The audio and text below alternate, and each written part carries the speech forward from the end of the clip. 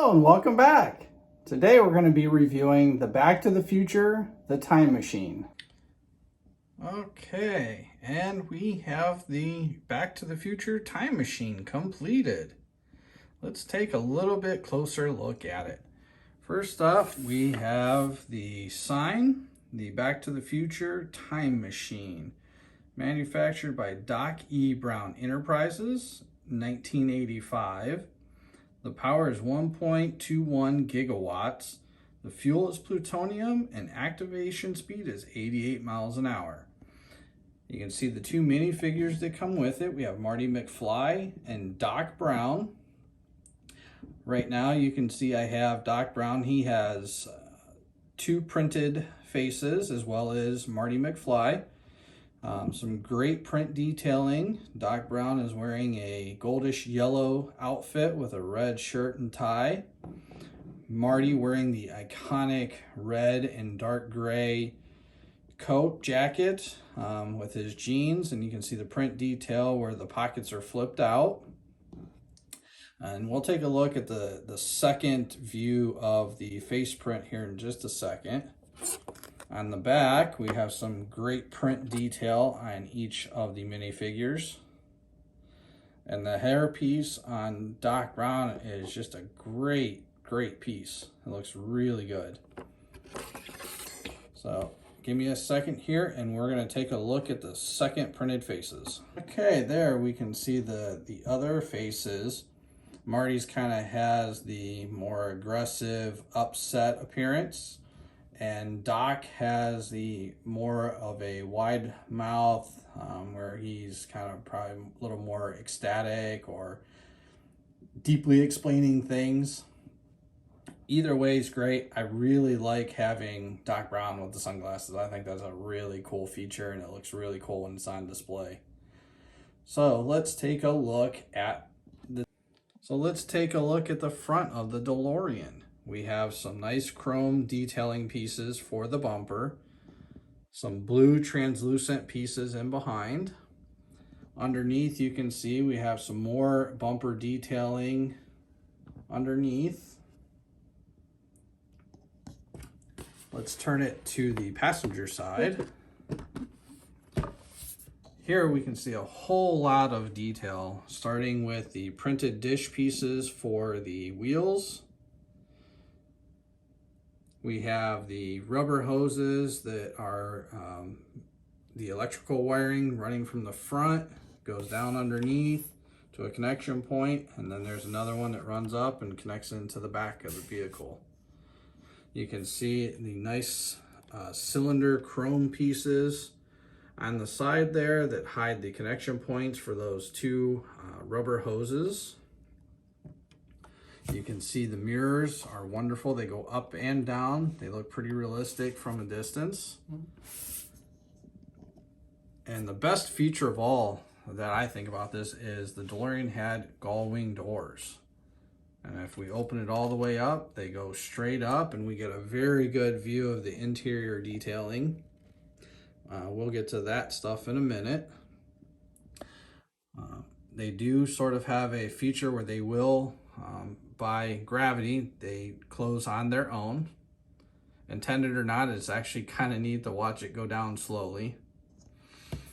When the door is fully closed, with the way the tiles are, the door blends in. You really do not see that there is a door there. You have some 2x4 smooth tiles along with the triangular smooth tiles, which is the separation of the door.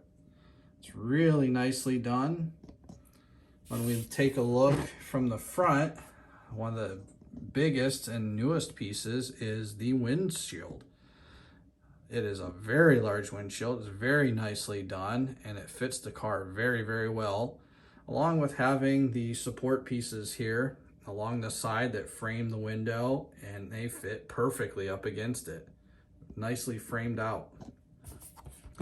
Inside we can see a little bit of the details coming from the front. You can see we have a shifter that is made from a microphone piece. We have the flux capacitor just in there a little bit. Let me see if we can zoom in and see it. You can kind of see it in there. One of the neatest features about this is it actually has a light brick and it lights up. So when we push a small button in the back, you can see it lights up, and then we can see the flux capacitor. That is a very cool detail. And if we come around to the driver's side, you can open both doors if you want at the same time by grabbing the tops. And inside you can see we have a great looking seat. It is in a fixed position. They don't move, but I think it's a really great look. Just above the headrest there, we have a printed tile with some gauges and temperature reading, it looks like. There is one on each side. In here you can see a little bit better the flux capacitor. You have the shifter. We have some great detail on the dashboard. Let's get a better view here. You can see we have kind of the speedometer and other gauges there above the steering wheel. In the middle we have the time and date sticker elements, along with a 1x1 tile that is like a keyboard. Really nicely done. More of those chrome pieces along with the blue translucent tiles behind them that run all the way back down and around. There's a small gap here, but I believe that's how it's supposed to be. But it's not a big deal. To me, it looks fine. It's not what I think would be a major issue. And as we come around to the back, we can see the exhausts of the engine.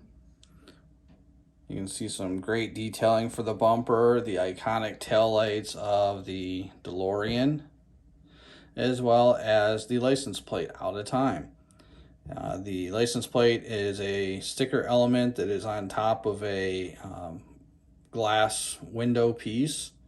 I'll show later on when we go to the other versions how to take that out. You can see in the engine area of the first configuration with all the different hoses and piping detailing for the engine of the vehicle, along with the large lightning rod. So one neat detail of the Delorean, the time machine, is the ability to turn the wheels. And underneath the car, there is a bar. And when you pull it down, it will turn the wheels horizontal and put it into flying mode. You can see there are some 1x2 translucent pieces, front and rear. So when you do set it on the table or shelf, it does keep it up off the table just a little bit to give it the appearance that it is hovering. It's a very, very neat detail, and the construction and the part usage to do that is really nice. So the first thing we're going to do is we're going to remove the lightning rod. It just comes off.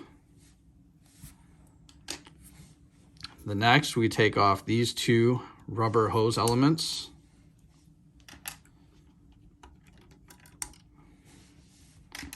We will take out the round cylinder piece. We will reuse a couple of these pieces for the next. We will take this out, as well as this connector with the drain piece on it.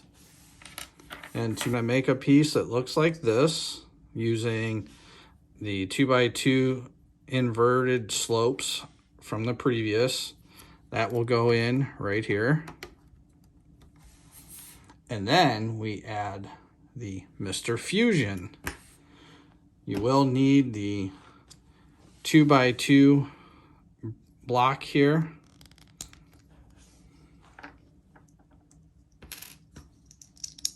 We will add those to the bottom of Mr. Fusion.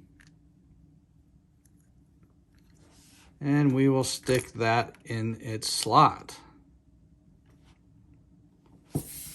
Okay, and at this point we are now in the second configuration. minus the license plate, which I'm going to show you right now, which is actually kind of easy to do.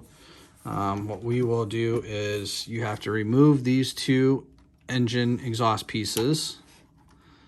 We'll slide those out of the way. And if we lift up on this piece here, it will come right out. And this is only held in by 2 ball joints. So we can pop that right out and we can take the license plate out. I'm going to use the extra remaining 1x4 brick and push it from the back. You can see we can take that out. And then we're going to put in the other license plate. Just like that. We'll snap that back in on those ball joints. Stick the top of the rear bumper back on. And remount the engine exhausts. And we will re-add Mr. Fusion. And there will be the completed second version. So here you can see on Mr. Fusion, we have the great sticker element detail. And if I zoom in here, we have inside, which is where you put the food elements that it uses for fuel. Currently there is a banana and a can of some liquid. And if we close that up, that is our second version. So next we're going to take a look at the third version of the car. And to do that, we really are only adding a couple of pieces to the front. Nothing changes in the rear of the vehicle. So in the front, we have the hood that opens up to reveal a small storage area for the hoverboard. As you can see, here's the hoverboard. Snaps into a 1x2 snot brick to hold it in place, as well as a plutonium crate that is held in by a 1x4 snot brick. And if we open that up, inside we have the plutonium. Nice little display element. When I put this in our display, I think I'm going to leave both of these, the hoverboard and this box, on the outside, just for a little more detail on the viewing instead of hiding it away in the hood. But that is a nice place to store some of this. So to change it into the next configuration, we are going to take the hood apart. On each side of the hood, there are 2 pieces that will come off. That is just held on by some snot bricks. We will grab the hood down here just over halfway down and pop it off. You can see on the back side we have some 1x4 snot bricks. We need to flip them around, reinstall the piece back onto the hood, reinstall the side pieces. We're going to go ahead and close the hood, and then we will be adding this piece. Now, you will need a couple of pieces from the previous versions, such as this rubber hose detail that will go in here. Oh, got this backwards. If we put that on, the rubber hose detail will go in here and snap in place. And you can see there's quite a bit of detailing in there. You have the cup that has the appearance of a orange liquid in it and some other items for detailing. We will set that on the hood on those snot bricks. And then we are going to go ahead and you have to change out the wheels. So we're going to go ahead and pop these ones out. 4 wheels that are white, that has a red and a chrome silver dish pieces to give it the white wall with red wheel appearance. Get those on. We'll stick that in. Do the same to the rear.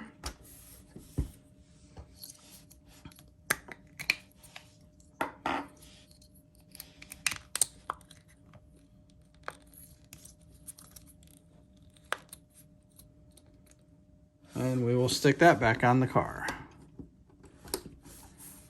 Okay, and at this point, we are now in the third version of the vehicle from Back to the Future 3. Great detail. It looks really, really good. No matter which one you like, you can't go wrong with any of them. They're all done really well. They give a very good resemblance of the car. And this is just a phenomenal display piece. So as you can see here, I think when we put it on the shelf, I think my favorite is going to be the first one. Just personal preference, I kind of like the first one the best. That's just the first movie that came out, and that's what more comes to mind for me. I do like it with the Mr. Fusion though, so I might display it with the second version occasionally. I think for now we're going to leave it in the first. I do wish that Lego would have added some of these additional pieces that you do need, instead of having to take other elements apart to make it easier and quicker to swap out. I think we're only talking maybe 5 pieces, give or take, that you would need extra of in order to have each iteration of the vehicle ready to go. So if you wanted to change it out, you don't have to dismantle anything. You can just pick it up, throw it in, and you would be ready to go. But with that, that is the Back to the Future time machine. Thank you for watching. Like, subscribe, and share, and I will see you in the next one. Thank you.